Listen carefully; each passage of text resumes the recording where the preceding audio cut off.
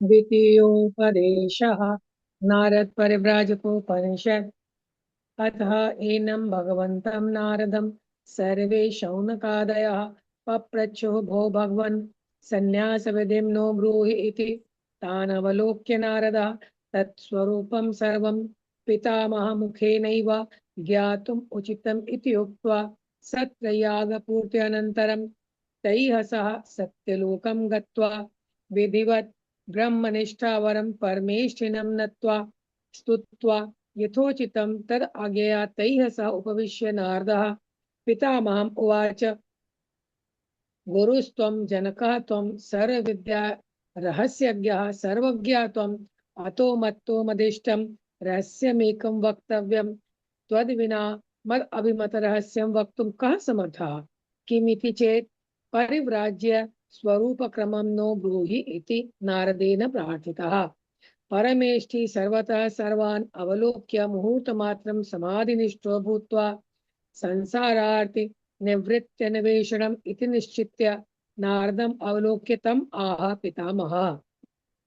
पुरा मतपुत्र पुरुष सूक्त उपनिषद रहस्य प्रकारं निरतिशय आकारावलंबिना विराट पुरुषेण उपदिष्टं रहस्यं ते विविच्य उच्यते तत्क्रम अतिरहस्यं बाणम् अवहितो भूत्वा श्रूयताम्। भो नारद विधिवद आदौ आदौ अनुपनीतोपनयन अनन्तरं तत् सत्कुल प्रसूतः पितृमातृविधेयः पितृ समीपात् अन्यत्र सत् संप्रदायस्थं श्रद्धावन्तं सत्कुलभवं श्रोत्रियं शास्त्रवात्सल्यं गुणवन्तं अकुटिलं सद्गुरुम् आसाद्य नत्वा यथा उपयोग शुश्रूषा पूर्वकं स्वाभिमतं विज्ञाप्य द्वादश वर्ष सेवा पुरःसरं सर्वविद्याभ्यासं कृत्वा तद अनुज्ञया स्वकुल अनुरूप अभिमत कन्यां विवाह्य पंचविंशतिवत्सरं गुरुकुलवासं कृत्वा अथ गुर्वनुज्ञया गृहस्थ उचित कर्म कुर्वन् दौर्ब्राह्मण्य निवृत्तिमेत्य स्ववंश वृद्धि कामः पुत्रमेकम् आसाद्य गार्हस्थ्य उचित पंचविंशतिवत्सरं तीर्त्वा ततः पंचविंशतिवत्सर पर्यन्तं त्रि त्रिश्रवण मुदक स्पर्शन पूर्वकं चतुर्थ कालम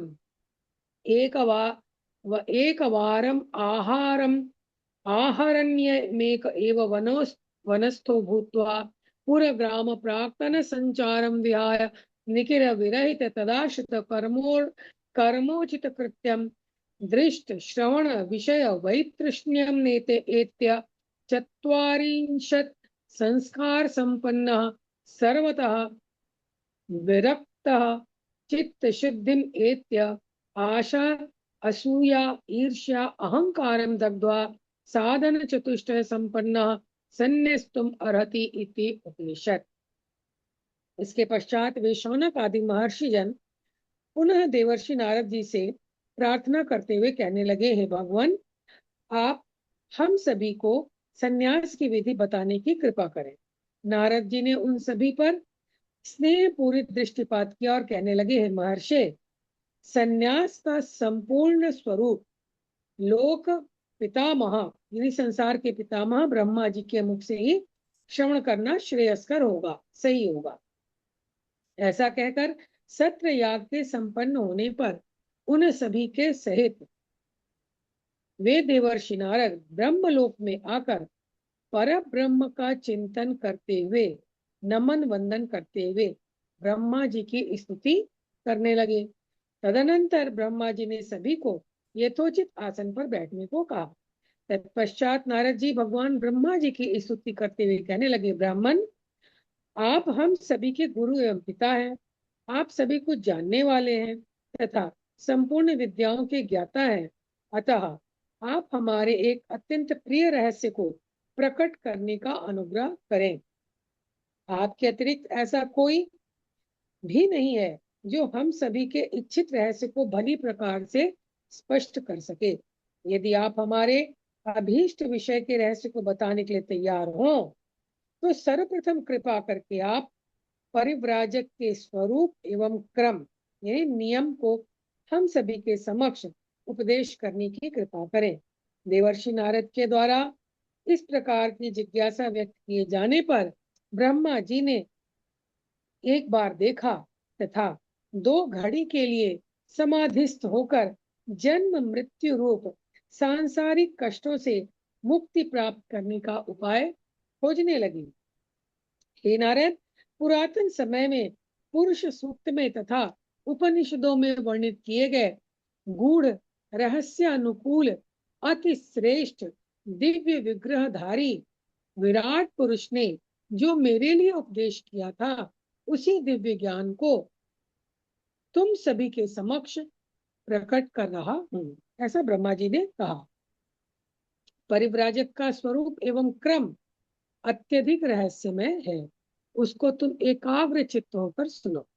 माता पिता की आज्ञा मानने वाले सर्वश्रेष्ठ कुल में प्रादुर्भूत बालक का यदि उपनयन संस्कार न संपन्न हुआ हो तो सर्वप्रथम उस बालक का उपनयन यानी यज्ञोपवीत संस्कार संपन्न कराना चाहिए।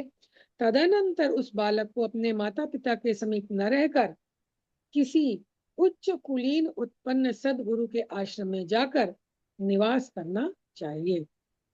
वे महान गुरु श्रोत्रिय शास्त्र के प्रति अनुराग रखने वाले श्रद्धावान एवं गुणवान हो।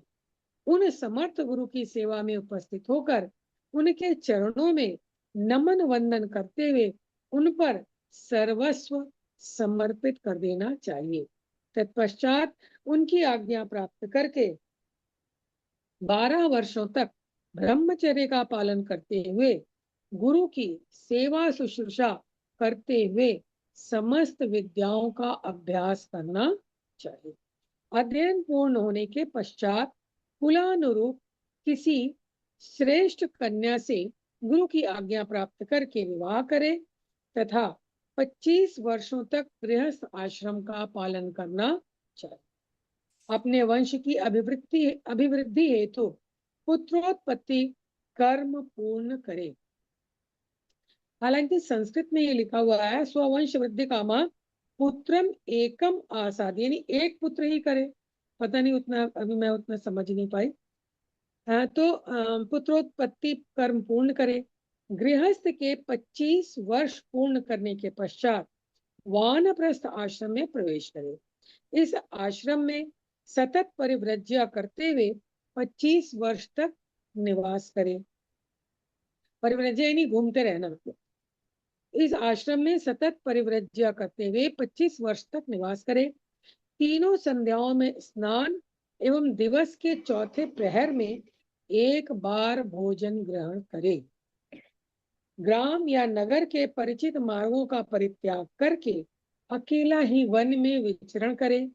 बिना जोती बोई हुई भूमि में उत्पन्न हुए चावल आदि इकट्ठा करके उसी से आश्रम के अनुरूप धर्म का पालन करते हुए दृश्य श्रव्य आदि विषयों से विरक्त होकर 40 संस्कारों से युक्त होकर चित्त को सर्वतोभावेन सदैव के लिए पवित्र कर ले। आशा, असूया, ईर्ष्या, अहंकार आदि का परित्याग करके साधन चतुष्टय से परिपूर्ण हो जाए।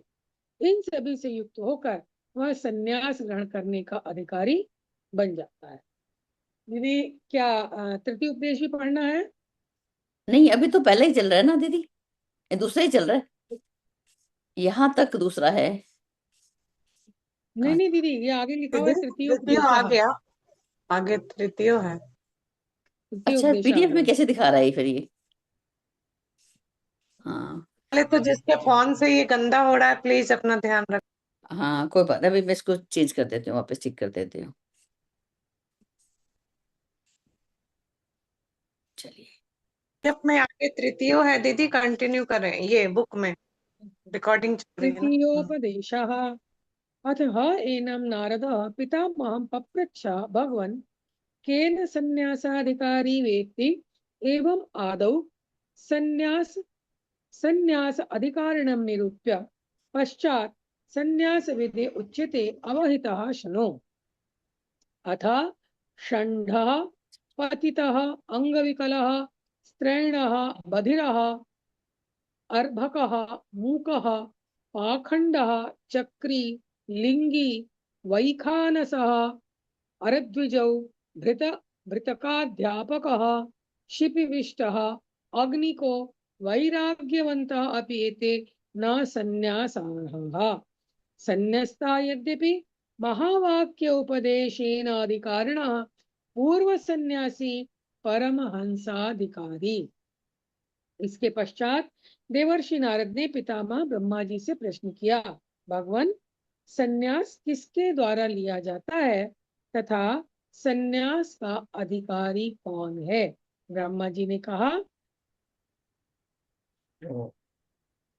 आप दीदी कुछ दूसरा खोले हैं पीडीएफ में। हाँ दीदी, नहीं। ब्रह्मा जी ने कहा, पहले यह निरूपण करते हैं कि संन्यास का अधिकारी कौन है, तत्पश्चात संन्यास धारण करने की विधि पर प्रकाश डालेंगे। सावधानी पूर्वक सुनो।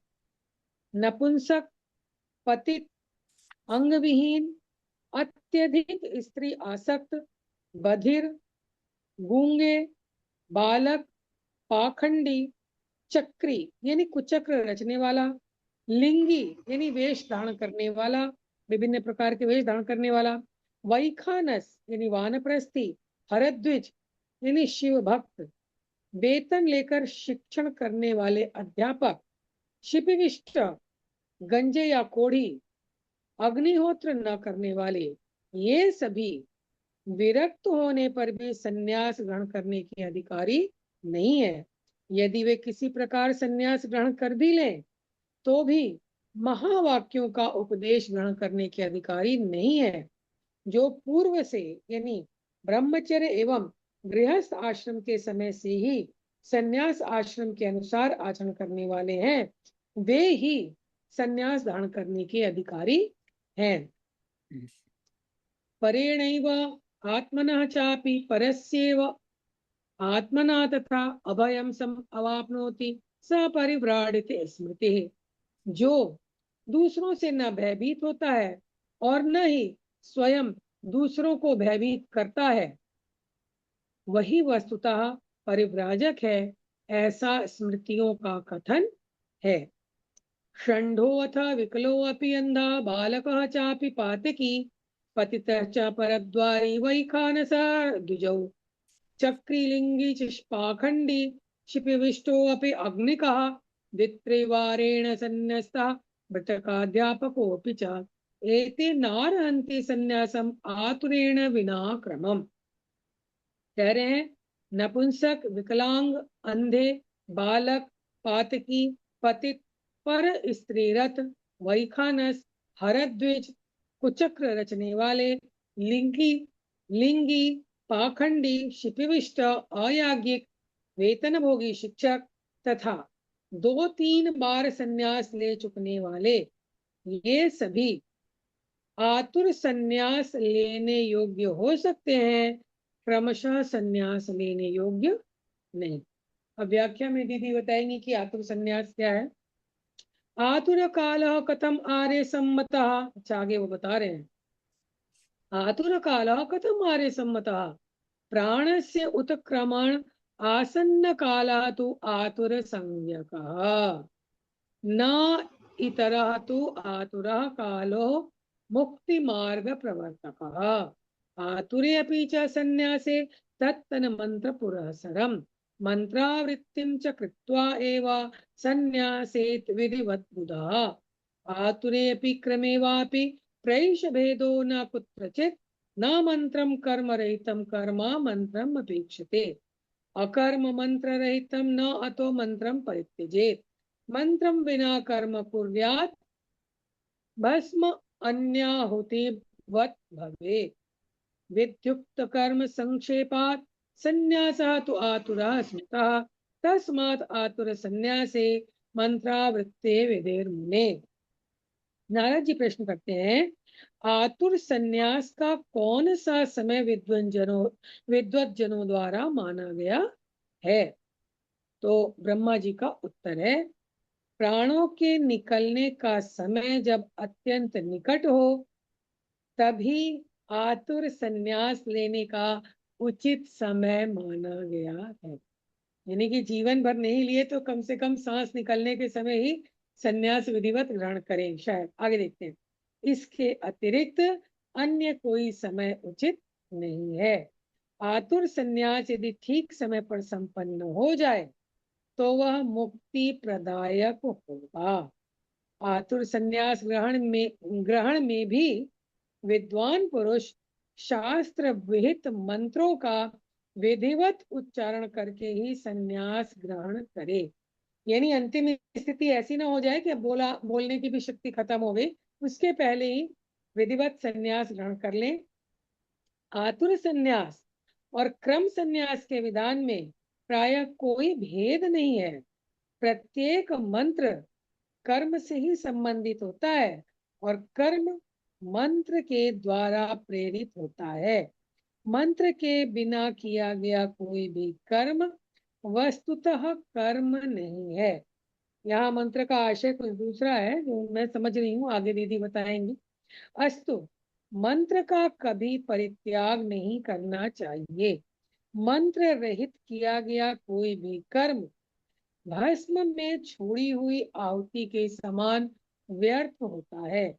हे मुने, शास्त्र वर्णित कर्म के संक्षेप में करने से आतुर संन्यास की विधि पूर्ण होती है। इसलिए इस प्रक्रिया में मंत्रों का बारंबार उच्चारण शास्त्र सम्मत एवं उचित है। आहित अग्नि विरक्तः च देशे अंतर्गतो यदि प्राजापत्येष्टिम प्राजापत्य इष्टिम अपि स्वेव निर्वृत्य एव अथा संन्यसेत्।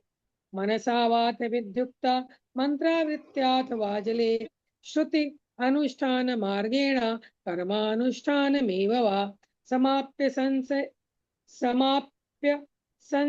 संन्यसेत विद्वानो चेत्पातात्यमाप्नुयात्। यदि अग्निहोत्र संपन्न करने वाला पुरुष किसी अन्य देश में गया हो और वहां उसे वैराग्य उत्पन्न हो जाए तो जल में प्राजापत्य इष्टि संपन्न करके संन्यास ग्रहण कर ले। यह प्राजापत्य याग केवल मन से करे अथवा शास्त्र विहित मंत्रों के उच्चारण पूर्वक अथवा वेदोक्त विधान से कर्मानुष्ठान पूर्वक संपन्न करे। यह सब करके ही विद्वान पुरुष संन्यास ले, अन्यथा वह अपने धर्म से च्युत हो जाता है, यानी धर्म से गिर जाता है। दीदी और पढ़ना है क्या? नहीं दीदी। प्रणाम सभी को। नहीं जी दीदी, प्रणाम दीदी, बहुत बहुत धन्यवाद। चलते हैं हम सीधा दीदी के पास, चलते हैं हेमलता दीदी के पास, क्योंकि एक तो इसमें कुछ पीडीएफ में कोई समस्या आ रही है, बीच में ना थोड़ी सी बीच में दिक्कत आई। ठहरिए आगे देखते हैं। द्वितीय उपदेश दोबारा दे दिया इन्होंने यहाँ पर। द्वितीय उपदेश, हाँ ये वाला सही है, दूसरा वाला जो दिया है इन्होंने। दीदी एक दिया है सन्यासी के लिए और एक आतुर सन्यासी। हाँ अच्छा, 2 बार उपदेश कैसे है ये? ठीक है, मैं बुक में देखती हूँ। चलिए सीता दीदी पर चलते हैं, क्योंकि इसमें मुझे तो ऐसा लगता है कि व्यवहारिक ज्ञान में तो संन्यास आश्रम को ही हमें समझना है, और जो है इसके बारे में दीदी से सुनते हैं पहले, फिर आगे चलेंगे। जी हेमलता दीदी, प्रणाम। हाँ जी दीदी, हरिओम, प्रणाम सभी को। जय गुरुदेव। दीदी पहले उसी को लेते हैं, फिर उधर शुरू से शुरू करते हैं। ये आतुर जो शब्द है वो हमें लगता है गीता में जो अर्थार्थी, जिज्ञासु आदि जो 4 बताए गए हैं, तो उसमें आर्थ मतलब हृदय से अगर विकल होकर, आतुर होकर वो संन्यास लेने के लिए उत्सुक हो, तो उस समय की स्थिति हमें समझ में आ रहा है जो ये आतुर शब्द का प्रयोग किया गया है। तो आइए शुरू से लेते हैं तो और ज्यादा क्लियर हो सकेगा शायद। तो सबसे पहले नारद परिव्राजक उपनिषद हम लोग पढ़ रहे हैं।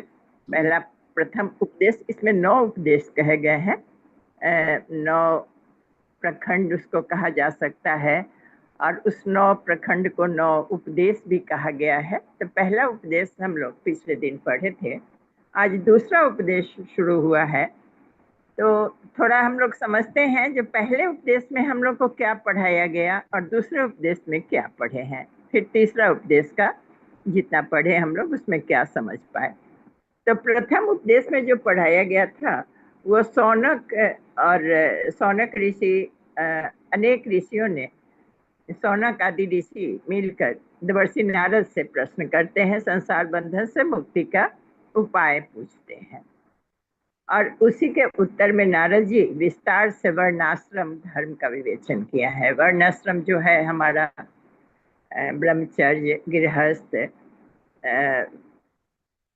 क्या उसको कहते हैं, और फिर संन्यास। तो ये सारे जो वर्णाश्रम बताए गए हैं चारों, इसका विस्तार से नारद जी वर्णन करते हैं। दूसरे उपदेश में मुख्य रूप से संन्यास की विधि के विषय में नारद जी से पूछा गया है, लेकिन उसमें नारद जी बहुत सुंदर से अपने को हटा लिए हैं और ब्रह्मा जी से उपदेश करवाए। ये बड़ा महत्वपूर्ण है। फिर तृतीय उपदेश में ही संन्यास का ही सच्चा अधिकारी कौन है, इस पर प्रकाश डाला गया है। कौन लोग ले सकते हैं, उसके लेने के फिर तरीका आदि आदि आगे बताया गया है। तो आइए हम लोग द्वितीय उपदेश को पहले समझ पाए। जो इसमें संन्यास धर्म के बारे में जब पूछा गया तो इसमें पुनः सौनक आदि ऋषि देवर्षि ऋषि से प्रार्थना करते कहते हैं कि हे भगवान, हम सभी को संन्यास की विधि बताइए, कृपा कीजिए। अब नारद जी उन सभी पर स्नेह पूरी दृष्टिपात करते हैं और कहते हैं कि हे महर्षि, स्नेह पूर्ण दृष्टिपात, ये बड़ा सुंदर नजर से, बहुत प्रेम पूर्ण नजर से उनको देखते हैं नारद जी, और कहते हैं कि संन्यास का संपूर्ण स्वरूप पितामह ब्रह्मा जी के श्रीमुख से ही अगर श्रवण किया जाए तो वो ज्यादा श्रेष्ठकर होगा। ऐसा कहकर सत्र याग के संपन्न होने पर उन सभी के सहित वे देवर्षि नारद ब्रह्मलोक में चले गए और पर ब्रह्म का चिंतन करते हुए, नमन बंदन करते हुए ब्रह्मा जी का स्तुति किए। उसके बाद ब्रह्मा जी सभी को यथोचित आसन पर बैठाए। उसके बाद भगवान ब्रह्मा जी की स्तुति करते हुए नारद भगवान कहते हैं कि ब्रह्मन, आप हम सभी के गुरु एवं पिता भी हैं। आप ही सभी कुछ जानने वाले हैं, संपूर्ण विद्याओं के ज्ञाता है। आप हमारे लिए अत्यंत प्रिय रहस्य को प्रकट करने की कृपा करें, अनुग्रह करें। आपके अतिरिक्त ऐसा कोई भी नहीं है जो हमें सभी के इच्छित रहस्य को भली प्रकार समझा सके। यदि आप हमारे अभिष्ट विषय के रहस्य को बताने के लिए तैयार हो तो सर्वप्रथम कृपा करके आप परिव्राजक के स्वरूप को एवं क्रम नियम को हम सभी के समक्ष उपदेश करने की कृपा करें। ये परिव्राजक यहाँ संन्यास धर्म के लिए बताया गया है। संन्यास से पहले वानप्रस्थ स्थिति आती है, फिर संन्यास की स्थिति आती है, और संन्यास को ही परिव्राजक स्थिति भी कहा जाता है। तो देवर्षि नारद के द्वारा इस प्रकार की जब जिज्ञासा रखी गई तो ब्रह्मा जी एक बार देखे सभी को, फिर 2 घड़ी के लिए समाधिस्थ हो गए और जन्म मृत्यु रूप सांसारिक कष्ट से मुक्ति पाने का उपाय खोजने लगे। वे अंदर चले गए और ध्यान में वो ढूंढने लगे कि जन्म मृत्यु का सांसारिक कष्ट जो है व्यक्ति को प्राप्त होता है, उससे मुक्ति का कौन सा उपाय सही रहेगा। फिर जब लौटे अपने ध्यान से तो कहते हैं, हे नारद, पुरातन समय में पुरुष सूक्त में तथा उपनिषद में जो वर्णित गूढ़ रहस्य आदि श्रेष्ठ दिव्य विग्रहधारी विराट पुरुष ने मेरे लिए उपदेश किया था। ये इतनी भूमिका अलंकारिक रूप से उस पर ब्रह्म परमेश्वर के लिए कहा गया है कि दिव्य विग्रहधारी विराट पुरुष के रूप में हमारे लिए उन्होंने उपदेश किया था, विग्रह रूप लेकर पर ब्रह्म परमेश्वर। उसी विराट के दिव्य ज्ञान को आप सभी के समक्ष मैं प्रकट कर रहा हूँ। ये बहुत बड़ी बात है। अब उस विराट स्वरूप को, विग्रह रूप स्वरूप को, कृष्ण के विराट रूप को भी आप हम समझ सकते हैं। उससे भी पूर्व ब्रह्मा जी के लिए वह विराट स्वरूप पर ब्रह्म परमेश्वर धारण करके उनको दिखाए हो, क्योंकि यहाँ पर स्पष्ट लिखा हुआ है कि वो अंतर्यामी के रूप में नहीं, विग्रह स्वरूप प्रकट होकर जो मेरे लिए उन्होंने कहा था, विग्रह के रूप में उपस्थित होकर उन्होंने कहा था। तो परिव्राजक का स्वरूप एवं क्रम अत्यधिक रहस्यमय है, उसको तुम एकाग्रचित होकर सुनो। ब्रह्मा जी कहते हैं, माता पिता की आज्ञा मानने वाले सर्वश्रेष्ठ कुल में जो उत्पन्न हुआ बालक है, यदि उनका उपनयन संस्कार नहीं हुआ हो तो सर्वप्रथम उस बालक का यज्ञोपवीत संस्कार कराया जाए। उसके बाद बालक को अपने माता पिता के समीप न रहकर किसी उच्च कुलीन उत्पन्न सदगुरु के आश्रम में जाकर निवास करना चाहिए। हम लोग सभी के बारे में जानते हैं, राम कृष्ण सभी अवतारों के बारे में जानते हैं, सभी श्रेष्ठ लोगों के बारे में जानते हैं जो गुरुकुल के आश्रम में यज्ञोपवीत संस्कार करा के भेजा जाता रहा है। वे महान गुरु श्रोत्रिय शास्त्र के प्रति अनुराग रखने वाले, श्रद्धावान और गुणवान हूँ। गुरु कैसा हो, उनके शिक्षक कैसे हो, उनका वर्णन है कि श्रोत्रिय शास्त्र, श्रुति स्मृति आदि जो शास्त्र बताए गए हैं, तो जो श्रोत्रिय शास्त्र है, उपनिषद वेद, उनके प्रति जो अनुराग रखने वाले हों, श्रद्धा रखने वाले हों, उनका गुणगान करने वाले हों और गुणवान हो, ऐसे समर्थ गुरु की सेवा में उपस्थित होकर उनके चरण कमल में वंदन करते हुए सर्वस्व अपना समर्पित करें, मतलब समर्पण करें अपना। जो प्राचीन काल में बताए जाते थे, जो समीधा लेकर एक समर्पण का प्रतीक हुआ करता था समीधा, मैं आपके प्रति पूर्ण समर्पित हूँ। तत्पश्चात उनकी आज्ञा प्राप्त करके 12 वर्ष तक ब्रह्मचर्य का पालन करते हुए गुरु की सेवा शुश्रूषा करते हुए समस्त विद्याओं का अभ्यास करें। उसके बाद अध्ययन जब पूर्ण हो जाता है तो उसके बाद कुल के अनुरूप जो कोई श्रेष्ठ कन्या मिले, गुरु की आज्ञा लेकर उससे विवाह करें। रामायण की सारी कहानी आप सबके सामने उपस्थित है। तथा 25 वर्षों तक गृहस्थ आश्रम का पालन करना चाहिए विवाह के पश्चात। यहाँ तक तो क्लियर है। अब अपने वंश की अभिवृद्धि हेतु पुत्रोत्पत्ति कर्म पूरा करें। ये अपना वंश तो चलाना है, इस कार्य के लिए भी हम आए हैं। ऐसा नहीं है कि वह कार्य हमारा नहीं, अपने वंश की अभिवृद्धि तो करनी है, पुत्र उत्पन्न करना, कर्म अपना पूरा करें। फिर गृहस्थ के 25 वर्ष पूरा करने के पश्चात वानप्रस्थ आश्रम में प्रवेश करें। इस आश्रम में सतत परिव्रज्या करते हुए 25 वर्ष तक निवास करें। इन तीनों संध्याओं में, इस समय तीनों संध्याओं में स्नान एवं दिवस के चौथे प्रहर में एक बार भोजन ग्रहण करें। ये वानप्रस्थ आश्रम के लिए कहा जा रहा है, वहाँ सिखाया जा रहा है कि इस आश्रम में सतत परिव्रज्या करते हुए 25 वर्ष तक निवास यहाँ भी करना है और तीनों संध्याओं का त्रिकाल संध्या करना है और चौथे प्रहर में एक बार ही भोजन ग्रहण करना है त्रिकाल संध्या के बाद। ग्राम या नगर के परिचित मार्गों का परित्याग करके अकेला ही वन में विचरण करें। उसके बाद अकेला ही वो घूमे, परिचित जो रास्ता है वहां से दूर चले जाएं, अपने नगर के इर्द गिर्द नहीं रहे। बिना जोती बोई हुई भूमि में उत्पन्न हुए चावल आदि इकट्ठा करके, एक तो आजकल खाद और जुताई आदि करके बोया जाता हुआ अन्न उपजता है अधिक मात्रा में।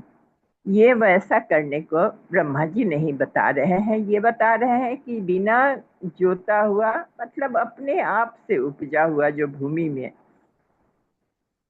अन्न है उस चावल को इकट्ठा करना है और उसी से आश्रम के अनुरूप धर्म का पालन करते हुए दृश्य श्रव्यादि विषयों से विरक्त होकर, मतलब कुछ भी देख रहे हैं, कुछ भी सुन रहे हैं, इन सब विषयों से विरक्त होना है, अलग होकर 40 संस्कारों से युक्त होकर चित्त को सर्वतो भावेन सदैव के लिए पवित्र कर ले।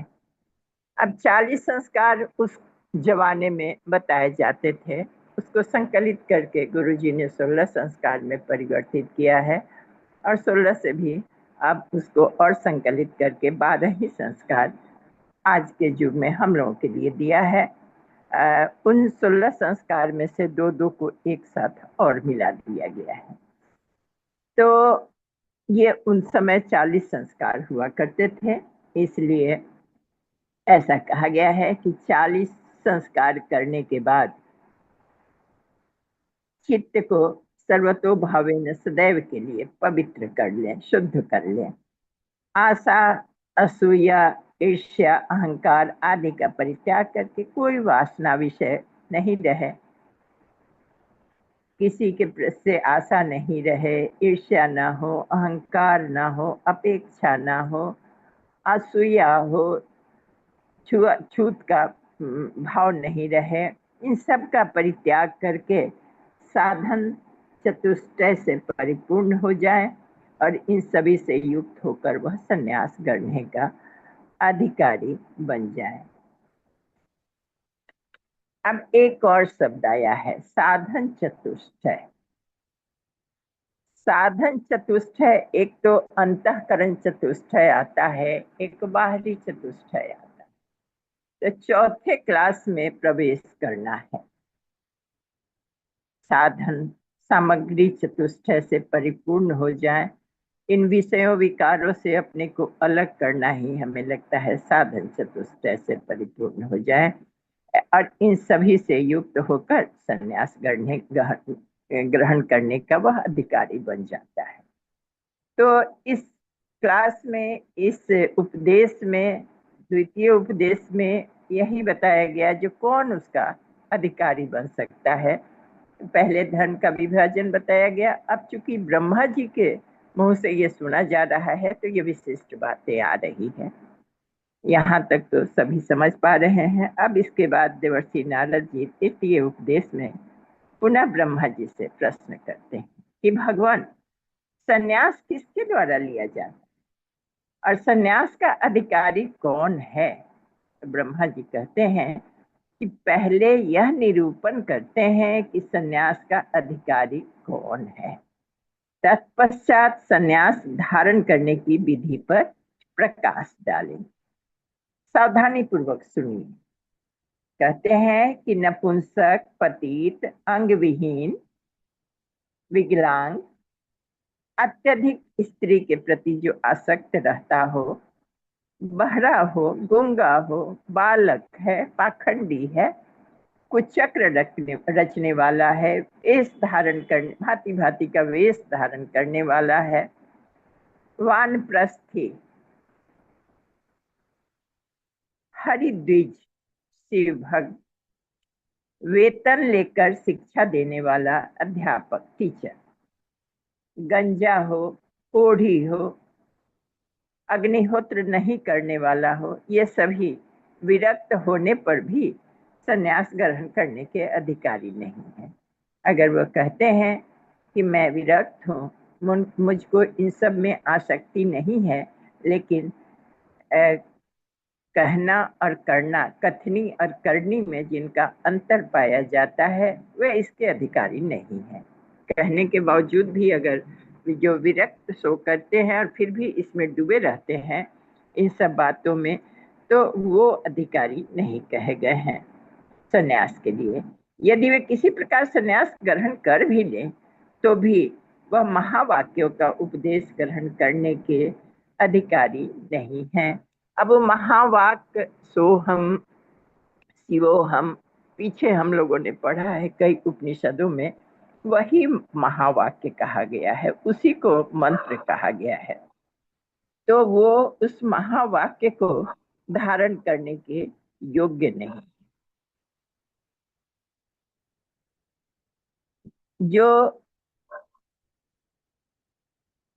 पूर्व में ब्रह्मचर्य एवं गृहस्थ आश्रम के समय से ही संन्यास आश्रम का अनुसरण आचरण करने वाले हैं, मतलब जो इसके बताए हुए नियमों का पालन करते हुए आए हैं, ब्रह्मचर्य से गृहस्थ, गृहस्थ से वानप्रस्थ, वही इस संन्यास धर्म धारण करने के अधिकारी बनते हैं। तो संन्यास धारण करने में वही सारे महावाक्य गुरुमुख हुआ जाता है, सन्यासी उसी को दीक्षा देते हैं।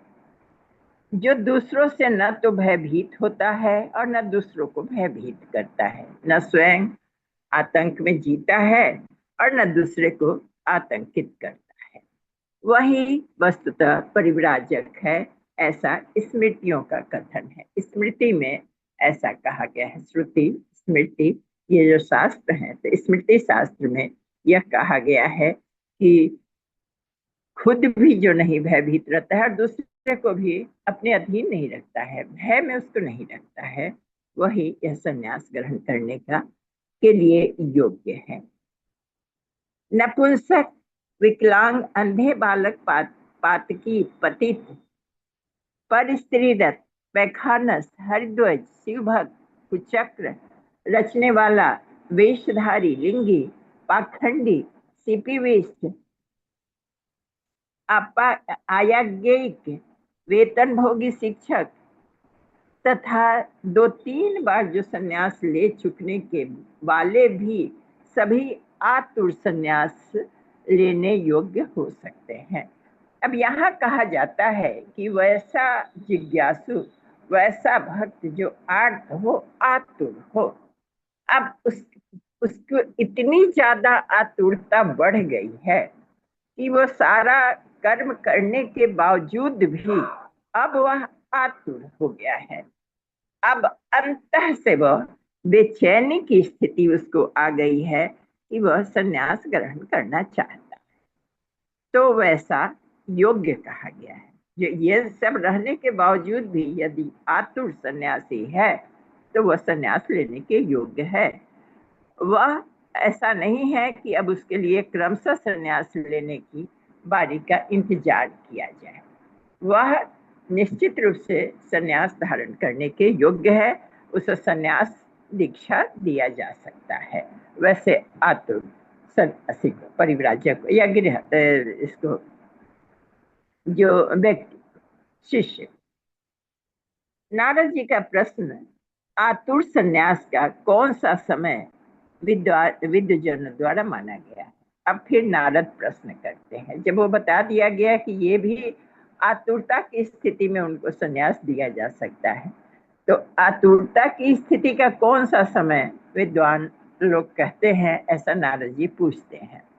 ब्रह्मा जी का उत्तर है कि प्राण निकलने के समय जब अत्यंत निकट हो, अंतकाल जब बहुत निकट हो गया हो, तभी आतुर संन्यास लेने का उचित समय माना गया है। इसका अतिरिक्त ये बहुत सुंदर बीच का मार्ग बताया गया है। इसके अतिरिक्त अन्य कोई उचित समय नहीं। उसके पहले उतनी आतुरता हो ही नहीं सकती है, लेकिन फिर भी जब उन्होंने प्रश्न किया है तो उनका यही कहना है कि उस समय वह आतुरता की स्थिति जब बन जाती है, जब प्राण निकलने का समय निकट आ गया और वह व्यक्ति वह संन्यास धारण करना चाहता है, तो आतुर संन्यास की स्थिति यदि ठीक समय पर संपन्न हो जाए तो वह मुक्ति प्रदायक भी हो सकता है, वह भी मुक्ति दे सकता है, अगर सही माने में वह आतुर है। तो आतुर संन्यास ग्रहण करने में भी विद्वान पुरुष शास्त्र विहित मंत्रों का विधिवत उच्चारण करके ही संन्यास ग्रहण करे। तो उन वही महावाक्य मंत्रों का उच्चारण करने की बात कही गई है दीदी। वही मंत्र यहाँ आता है। आतुर संन्यास और क्रम संन्यास के विधान में प्रायः कोई भेद है नहीं, क्रमशः भी वहीं पहुंचा जाता है और आतुरता की स्थिति भी तभी आती। प्रत्येक मंत्र कर्म से ही संबंधित होता है।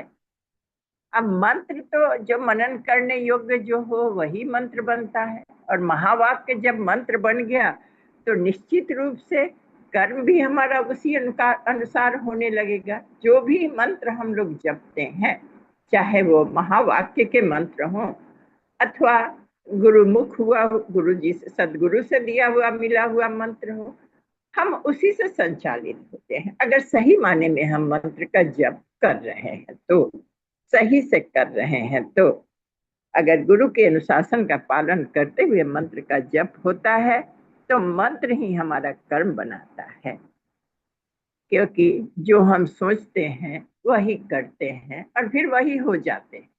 यही बात स्पष्ट होता है।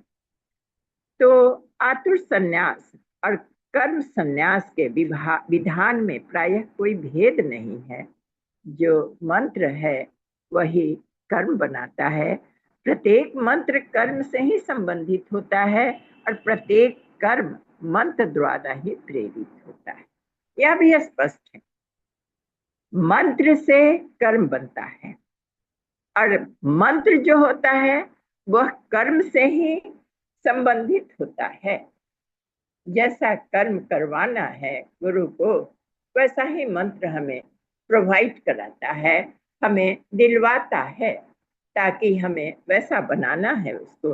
मंत्र के बिना किया गया कोई भी कर्म वस्तुतः कर्म नहीं बनता।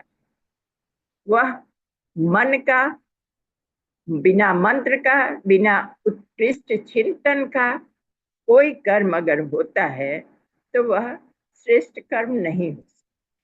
कोई अगर तालमेल नहीं हो मन का और कर्म का तो वो कैसा होगा? विक्षिप्त अवस्था होगी, उसको कर्म नहीं माना जा सकता। अस्तु, मंत्र का कभी परित्याग नहीं करना है। मंत्र रहित किया गया कोई भी कर्म कैसा है? भस्म में छोड़ी हुई आहुति के समान व्यर्थ हो जाता है। आहुति देने के बाद अग्नि बुझ गई और राख और शेष बचा है, उसमें अगर आहुति हम डाल देते हैं तो आहुति का क्या अस्तित्व रह जाता है? वो तो निरर्थक हो जाता है।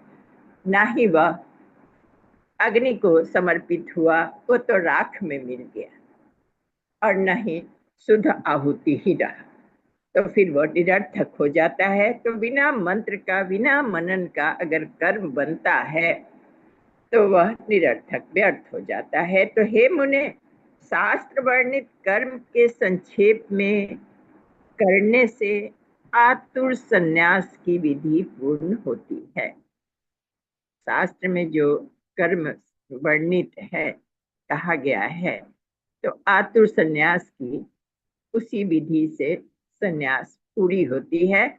इसलिए इस प्रक्रिया में मंत्रों का बारंबार उच्चारण शास्त्र सम्मत एवं उचित बताया गया है।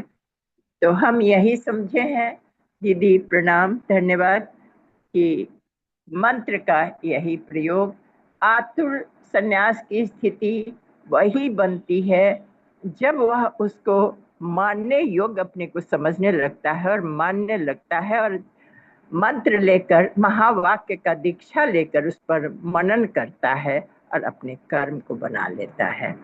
प्रणाम, धन्यवाद, क्षमा चाहेंगे त्रुटियों के लिए। धन्यवाद दीदी, बहुत बहुत धन्यवाद जी। तो मुझे लगता है सभी को क्लियर है, या कुछ प्रश्न बनता है इसमें, या आप चाहते हैं कि कुछ और एक्सप्लेन किया जाए? बताइए आप।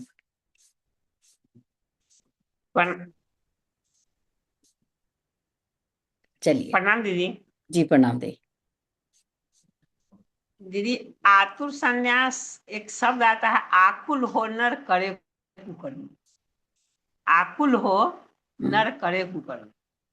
यहाँ हम जोड़ रहे हैं अपने से, जब आदमी अति व्याकुल हो जाता है, कोई विकल्प नहीं, माने हमारे पास अब कोई विकल्प नहीं है, संन्यास छोड़कर दूसरा कोई विकल्प है ही नहीं। खास के जब अंत समय में कोई विकल्प ही नहीं है, एकदम निश्चित है कि हमको मर जाना है, कोई विकल्प नहीं है। उस समय अगर हम संन्यास लेंगे तो मेरा व्याकुल हो जाएंगे हम। तो उस समय का संन्यास जो होता है वह मन भटकता नहीं है। कर्म के अनुसार जब हम संन्यास में आते हैं, मंत्र के अनुसार आते हैं, तो कहीं कहीं भटकने की, कहीं कहीं गलती की संभावना रहती है, जो ज्ञान से कहीं कहीं गिरने की संभावना हो जाती है। और जब अंत में जैसे परीक्षित को संन्यास की बात हुई तो वहां था जो उसको मर जाना है, 1 सप्ताह में उसको संन्यास में जाना है। तो आकुल हो नर करे कुकर्म इसी से बना होगा। जब व्याकुलता में आदमी कुछ कर लेता है, जब मरना ही है, अब तो निश्चित है जब हमें मरना ही, कोई विकल्प मेरे पास नहीं है, तो हम संन्यास ले लिए। जहां तक वैसे तो उपनिषद में और बहुत बना दे। जी दीदी, लेकिन ये तो बहुत ऊंची, इसको स्टॉप कर देते हैं रिकॉर्डिंग को। तो गुरुदेव ने सन्यास को, ये पूरे जीवन क्रम को 2 भाग में बांट दिया। पहला पूर्वार्ध और उत्तरार्ध। पूर्वार्ध में क्या रखा उन्होंने? ब्रह्मचर्य और गृहस्थ। और उत्तरार्ध में क्या रखा? वानप्रस्थ और सन्यास। कि इसमें तो अर्जन करना है, हम ब्रह्मचर्य आश्रम हैं तो हमें अर्जन करना है, हमने ज्ञान को अर्जित किया, हमने धन कैसे कमाना है उसका, शास्त्रों का, शस्त्रों का, और स्वावलंबी बनने का, स्वाभी बनने का, ये सारा ज्ञान जो विद्या से संबंधित है, शिक्षा से संबंधित है, उसको सबने, हमने ग्रामर भी पढ़ा, साइंस भी पढ़ा, पॉलिटिक्स भी पढ़ा, सब कुछ पढ़ लिया हमने। उसके बाद गृहस्थ में उसको इम्प्लीमेंट करने का है। उसको इम्प्लीमेंट किया, अपने परिवार को पहले व्यवस्थित कर दिया। गुरुदेव ने जब भी लिखा तो सबसे पहले उन्होंने अपने आप का निर्माण करना, अपने निर्माण करना अर्थात क्या हो गया? ब्रह्मचर्य आश्रम हो गया। अब जैसे अपना निर्माण, हमें चेतना ही जगी जब हम 40 साल के हो गए, 50 साल के हो गए, अरे मैंने तो इस जीवन में कुछ किया ही नहीं। तो फिर चलिए आज से ही प्रारंभ कर लेते हैं, चलते हैं ब्रह्मचर्य आश्रम की ओर। ब्रह्मचर्य मतलब सबसे पहले अपना ही कल्याण करने का हम काम करें, अपने आप को ज्ञानवान बनाएं, अपने आप को स्वाभिमानी बनाएं, अपने आप को स्वावलंबी बनाएं। पहला हम ये काम कर लेते हैं। जब भी चेतना जगी उसी दिन हमारा ब्रह्मचर्य आश्रम स्टार्ट हो गया। और उसके बाद हमारी जो ड्यूटीज बची हैं हमारी, मेरे परिवार के प्रति, अब अगर अभी क्या हमारे पास ये ऑप्शन है कि अगर बच्चे भूखे बैठे हैं या अभी पति काम पर जाने वाले हैं और हम माला लेकर बैठ जाएं, तो उसको वो नहीं बोलेंगे। नहीं, पहले अपनी जिम्मेवारी को पूरा किया जाए, या तो सुबह पहले जल्दी उठे, नहीं तो सबको भेजकर उसके बाद बैठे एक एकांत में, शांति अवस्था में। तो वो जो हो गया हमारा गृहस्थ, हम हमारी ड्यूटीज को परिवार के प्रति हमारे। अब उसमें एक चीज और भी आई थी कि जिसने इसको किया है गृहस्थ में रहते हुए भी, उसने अपना बुद्धि को कैसा रखा है? सन्यास की तरह। अपनी बुद्धि को कैसा रखा है? वानप्रस्थ आश्रम की तरह। अपने 2 बच्चों को पढ़ाते पढ़ाते वो गली के बाकी बच्चों को भी पढ़ा रहा है। वो अपने बच्चों की फीस जमा कराते कराते थोड़ा सा पैसा वहां पे रख रहा है। अगर किसी की फीस की जरूरत है तो वहां पर भी जैसे किसी की अड़ी निकाल देता है, किसी की समस्याओं को समाधान कर देता है। अगर उसने अपना जीवन ऐसा बिताया है तो वो ऊंचे से ऊंचा संन्यास को भी धारण कर सकता है। लेकिन जिसने ऐसा बिताया ही नहीं है वो बिता भी नहीं सकेगा, उसको ऐसी अवस्था मिलेगी भी नहीं। तो ऐसी ये सब बातें भी हमें दिखा। तो जो दूसरा उपदेश था उसमें एक क्रम बताया ब्रह्मा जी ने। पहले उसका उपनयन संस्कार किया जाए, फिर माता पिता से उसको कि माता पिता के पास ना रखकर सदगुरु के आश्रम में भेजा जाए। फिर अध्ययन पूरा हुआ तो उसको विवाह, गृहस्थ में प्रवेश किया जाए। गृहस्थ के बाद में परिव्राजक, परिव्राजक में एक समय भोजन करने का विधान जो लिखा, उसमें आजकल के समय में ओ मैड बोला जाता है। ये बच्चे सब कैसे बोलते हैं कि पाचक उपवास जो हम बोलते हैं, कि जब तक कड़ी भूख ना लगे जब तक भोजन नहीं खाना, तो इसको ओ मैड के क्रम में भी बोला जाता है आजकल के समय में। ठीक है, तो ये जो है ये भोजन कैसे इकट्ठा करें। अभी आप लोग कहेंगे कि दीदी ये तो बड़ा ही अजीब सी बात बताई है कि बिना ज्योति बोई हुई भूमि से उत्पन्न हुए चावल। इसको आज के समय के अनुकूल हम देखेंगे। आज के समय के अनुकूल जो हमारे पास है, अब हम रिटायर हो गए, अब हमारे पास 2 तरह के लोग होते हैं रिटायरमेंट में। एक होते हैं गवर्नमेंट जॉब वाले जिनको रिटायरमेंट की पेंशन आती रहती है। अब एक ऐसे व्यक्ति हैं हमारे जैसे जो प्राइवेट सेक्टर के लोग हैं जिनको पेंशन का कोई विधान नहीं है। तो उसने क्या किया, अपने जीवन में कुछ अंश जो है वो संचित करता रहा कि मेरा जो वृद्धाश्रम है, मेरा जो बाद का समय है, वो एक अच्छे से बीते, या फिर अपने बच्चों से, अपने परिवार से सहयोग लेता हुआ वो जीवन जिए। आज के समय में हम इसको जब भी हम पढ़ें, क्या अब हम जाके खेतों में जाके चावल इकट्ठे करेंगे, या आज के समय में हमने संन्यास ग्रहण करना है, हमने उस संन्यास एक अवस्था का नाम है, इस बात को हम नोट करके लिख लें। संन्यास कुछ और है ही नहीं, उस अवस्था को पाना जो मिला ईश्वर से, यही विधि राखे राम ताहि विधि रहिए, जो मिला मुझे उसी में संतुष्ट रहकर और परिश्रम करते हुए। ईशावास्य उपनिषद का ये श्लोक मुझे बहुत ही प्रभावित करता है। वो बोलते हैं 100 वर्ष तक कर्म करते हुए हमने आयु को जीना है, 100 वर्ष तक जीने की कामना करनी है, लेकिन कर्म करते हुए। जब हम कर्म करते हुए जीवन जिएंगे तो क्या हम भूख से मरेंगे क्या? क्योंकि कर्म करना तो अभाव को दूर करता है, तो उन अभावों को दूर करना ही हम इस बात को ऐसे समझें। और ये जितनी भी ईर्ष्या, अहंकार, आशा, भेद, ये सबको जब समाप्त करें तब वो सन्यास का अधिकारी बनता है। अगर अभी भी ईर्ष्या है, द्वेष है, द्वेष होता कब है, जब हमें दो दिखते हैं। अभी भी द्वेष दिखेगा कि हाय पड़ोसी ने तो इतनी बड़ी गाड़ी ले ली, और जब होगा कि यही गाड़ी इमरजेंसी में मेरे काम भी तो आ सकती है। अगर कोई दुविधा आई, हमारे पड़ोस से इतने अच्छे संबंध हैं कि हमने उसको फोन किया कि मेरे को वहां जाना है और मेरे पास कोई साधन नहीं है, तो क्या आपका पड़ोसी आपकी मदद नहीं करेगा? यही गाड़ी मेरी तो है, तो वो पड़ोस मैं ही तो हूँ, दूसरा नहीं है। जब ऐसी अवस्था में आ जाते हैं, दूसरे की खुशी से हम खुश होते हैं, दूसरे के दुख से हम दुखी होते हैं, दूसरे के दुख के समय उसको उस दुख के पार जाने का हम उपाय कर देते हैं, प्रयास कर देते हैं, वो जो है, वो व्यक्ति जो है वो संन्यास का अधिकारी बनता है, जो दूसरों को दुख को बढ़ा दे, दूसरों को, जैसे यहाँ पे आया था, दूसरों से भयभीत रहे या दूसरों को डरा रहे हैं, तो क्या वो उस संन्यास उसको लेना चाहिए, या उसको क्या वो परिव्राजक है? वो तो कभी भी नहीं, वो वस्तुतः परिव्राजक हो ही नहीं सकता जो दूसरों को डराए या स्वयं डरता रहे।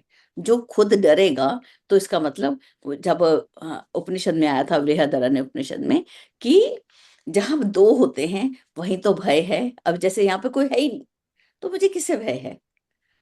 जहां पर दो का भाव आ गया वहीं तो भय है, तो उस अवस्था को पाना, ये ही अब यहाँ पर है। अब जैसे यहाँ पे है, इन शब्दों को अभी आप देखें, आप बोलेंगे कि विकलांग व्यक्ति, कोई आपको विकलांग व्यक्ति मिल जाता है, उसका कोई अंग भंग हो गया, तो आप बोलेंगे आप तो संन्यास के अधिकारी है ही नहीं, आप नपुंसक हैं, आपके बच्चे उत्पन्न ही नहीं हुए, आपको वो नहीं था, तो आप संन्यास लेने के अधिकारी नहीं हैं। तो ये बातें तो बड़ी गलत हो जाएंगी। आज की परिस्थिति के अनुसार देखें हम, कि जो व्यक्ति, अब संतान क्या मेरा अपना बच्चा ही मेरा है, ये सभी बच्चे मेरे हैं, जिसके अंदर ये भाव है सभी बच्चे ही मेरे हैं, क्या वो नपुंसक हो सकता है क्या? विकलांग मतलब कि अब जो है, जिसके पैर होते हुए भी जिसने काम नहीं किया, जिसके हाथ थे तब भी उसने काम नहीं किया, क्या मतलब उन हाथों का, क्या मतलब उस आंखों का, जिसने देखा ही नहीं और दूसरे को रास्ता नहीं दिखाया? इस रूप में हम इसको समझेंगे। नहीं तो आप तो किसी को, ऐसे व्यक्ति को बोल देंगे कि ये तो विकलांग है, ये जो संन्यास ले ही नहीं सकता, तो बड़ी गड़बड़ हो जाएगी।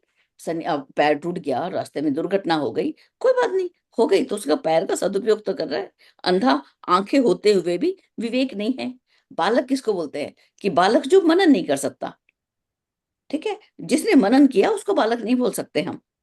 तो ये सारी चीजें जो है, इसको हम आज के उसमें देखेंगे, ठीक है। ये बातें समझते, पाखंडी है जो व्यक्ति, अब वेतन भोगी है। अब जैसे एक व्यक्ति है, शिक्षक है, वो अपने सिलेबस को भी पढ़ाता है, साइंस को भी पढ़ाता है, लेकिन साइंस का सदुपयोग भी सिखाता है।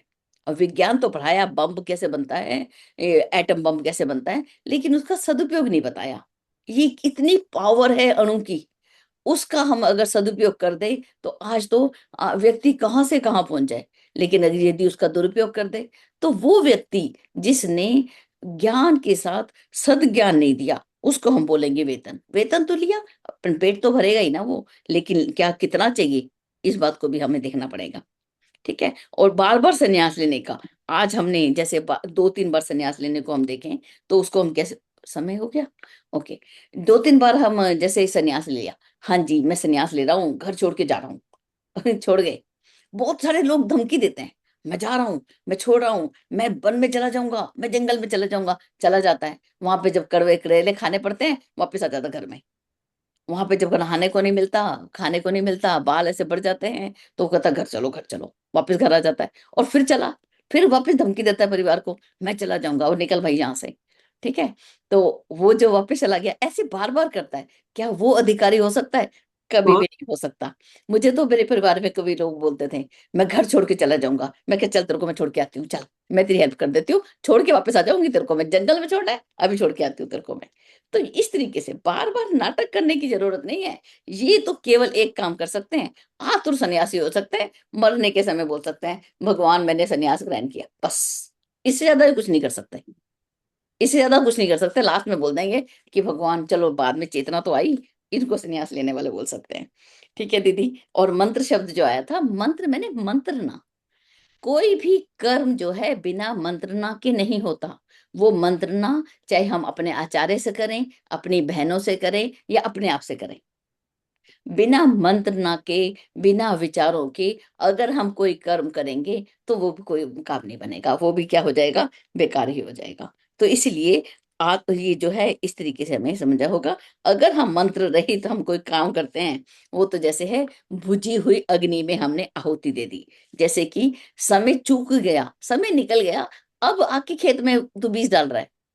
अब जैसे विंटर आने वाली है, स्नो पड़ने वाली है, और अब मैं जाके बीज डालूं और इंतजार करूं कि भी फसल होगी, क्या होगी, क्या मूर्ख बोलेगा कोई व्यक्ति मुझे, तो वो कहेगा मूर्ख है। तो और समय रहते ही हमें सावधान होना। तो ये जो है प्रज्वलित अग्नि के अंदर, अब जैसे हम सामान्य देखें, बच्चों को हम पीटते रहते हैं, तूने ये नहीं किया, तूने ये नहीं किया, मारते रहेंगे उसको, नहीं, उसको कहानियां सुना सुना के धीरे धीरे प्रहार करें उस पे, उसको लोहे को उसको गर्म होने दे, जब लोहा गर्म है तब प्रहार करें। बेमतलब ही जब भी देखो पढ़ाई हो रही है, उसके कोई सम्मान का ध्यान नहीं किया जा रहा है। तो ये जो है समय, समय रहते ही चेतना से युक्त होना, ये हुआ जागृत अग्नि के अंदर ही हमने वो दिया। तो बहुत ही सुंदर है, इसको बड़े ही ध्यान से हम पढ़ें इसको, और एक एक चीज को हम देखें। अगर कुछ छूट गया है, हाँ भी कुछ छूट, आगे वाले को हम कर लेते हैं। ठीक है, दीदी ने यहीं तक पढ़ा था तो यहीं तक। तो बहुत बहुत बहुत धन्यवाद। सुंदर, जो 2-4 मिनट ऊपर सुंदर, लिए बहुत उसके लिए क्षमा। रिकॉर्डिंग को सुंदर।